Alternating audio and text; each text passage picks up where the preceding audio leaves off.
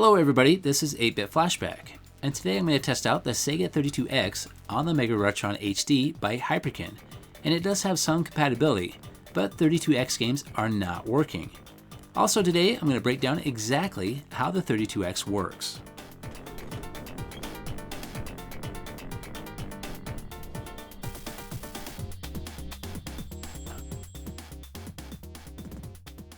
Okay, let's get right to it. We're going to be testing out Virtua Racing for the 32X on the Mega Retron HD. So I'm going to go ahead and pop that in the slot and kick the power on, and nothing happens, just a black screen. And I've tested this numerous different ways, and the only way I can get any kind of results at all is using composite mode. Now here is where the some compatibility comes into play. If I pop in just a Sega Genesis game, it plays just fine with audio. But this only works with power running to the 32X and composite cables running from the Mega Retron directly to the TV and bypassing connections to and from the 32X, except the power. The 32X actually has its own video output for most of the graphics, but in order for this to display, it must be synced with the Genesis video sync output, which the Mega Retron HD does not have. But to make this even more confusing, the Genesis provides a small percentage of the graphics as well when playing 32X games, and as far as the audio goes, it all comes from the Genesis. Here's another test using a cloned EverDrive cartridge, and the menu on this is actually in a Genesis format, but the game that I have flashed to this is a 32X game.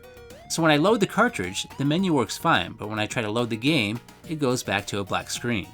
So at that moment when I start the 32X game and it switches to the 32X chipset, the compatibility stops and I'm greeted by that black screen.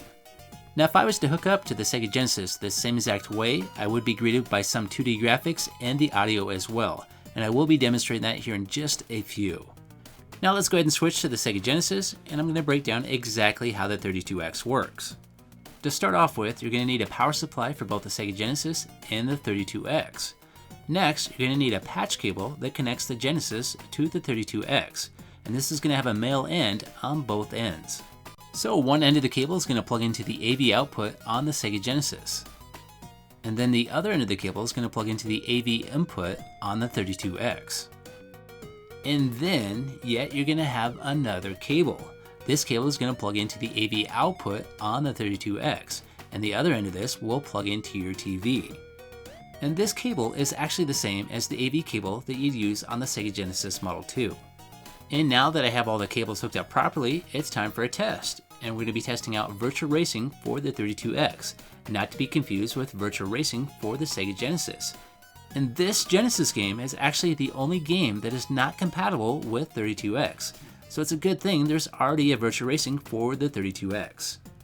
And if you haven't played the 32X version of Virtua Racing, it's actually quite a bit better. It's got improved graphics, gameplay, and you got options to choose different cars. And today's magic word is 32X. How many more times can I say that word? So if you could, I'd like you to pay special attention to the graphics in the game. If you look in the background there, you can see clouds and blue sky. And I'll explain why I'm doing this here in just a few. Now if we load the menu, notice what the background looks like. So on this screen, there's kind of a checkered background. And these backgrounds are actually the graphics that the Genesis produces. So the 32X produces approximately 85% of the graphics, and the Genesis provides the remaining plus all the audio. The 32X is a very strange system. It's basically 3/4 of a console with two 32-bit processors and a 2D graphics chip. And when it's combined with the Genesis and its RGB output, it becomes a fully functional 32-bit console. And this is an issue with the Mega Retron HD because it has no external RGB output and video sync, which are both required to produce the 32X graphics. And trust me, I tried all different types of connection methods with the Mega Retron, using jumper wires, HDMI converters, SCART converters, and various other methods trying to pair the 32X with the Mega Retron, and the only results I could get anything with was the composite output only on the Mega Retron. Now let's test the Genesis with just composite cables connected directly to the TV and power running to the 32X and the Genesis. And this will demonstrate how the 32X communicates with the Genesis by sharing graphics.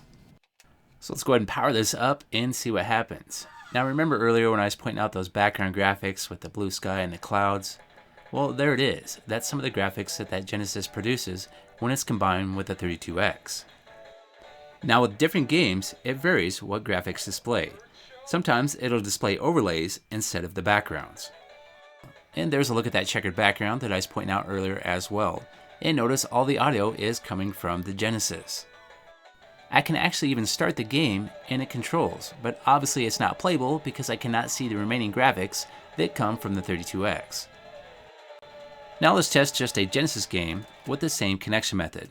And to no surprise, it works by using a pass-through technology for the Genesis games instead of the 32X chipset. Now let's display just the 32X graphics, and I can do this by connecting just two wires between the Genesis and the 32X. The blue wire is the video sync output from the Genesis, and the purple wire is the mono audio from the Genesis. And I'm using just a couple jumper wires I made for this test, and this is a look at the connection pinout for the Genesis. Now if this was connected correctly with a patch cable, you'd be using the ground, the mono audio, the green, the comp sync, the red, and the blue. And that red, green, and blue is actually the RGB output for the Sega Genesis. And here's a look at the wiring pinout for the 32X on the left, and on the right is going to be the cable that connects to the 32X. Now let's power this up with just those two wires connected for the video sync and the mono audio. And this should display just the 32X graphics. And as I mentioned earlier, the 32X actually has its own video output, but it doesn't work unless it has a video sync connected to stabilize the picture. And if you notice, now that we're displaying just the 32X graphics, you can see that there's no backgrounds, there's no color back there, and we're missing various other colors because there's no RGB connection. But surprisingly, this game is still playable even without the proper connection. But that doesn't apply to all the 32X games. There's a lot of games that become not playable because there's certain graphics that are required to play the game. So I've demonstrated that with the 32X connected to the Genesis, with composite cables hooked to the TV directly from the Genesis, it will display some graphics, like the background, and the audio works as well. But when connected to the Mega Retron the same exact way, it does not work, unless I'm playing Genesis games only. When I try to play a 32X game, it switches to the 32X chipset, and all communication with the Mega Retron stops. But maybe, with some serious modding and some added hardware, it could work. But ultimately, you're better off just buying the original console if you want to play the 32X. Okay, it's time for me to go. If you liked that video, please hit that like button and don't forget to subscribe. And have yourself a great day, and I'll see you next time.